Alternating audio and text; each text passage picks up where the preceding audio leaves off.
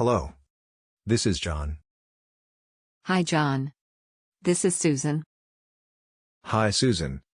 How are you? I am fine. I have a question. Do you have a moment? Certainly. How can I help you? I am driving to the conference center later today. Could you give me directions? Sure.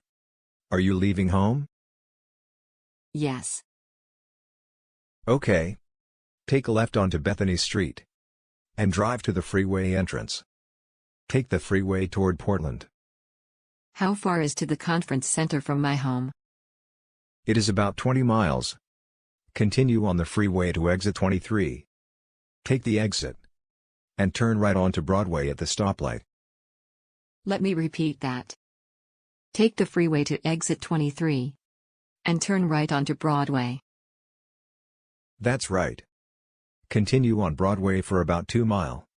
And then turn left onto 16th Ave. Okay. On 16th Ave. Take the second right into the conference center. Oh. That's easy. Yes. It's very easy to get it.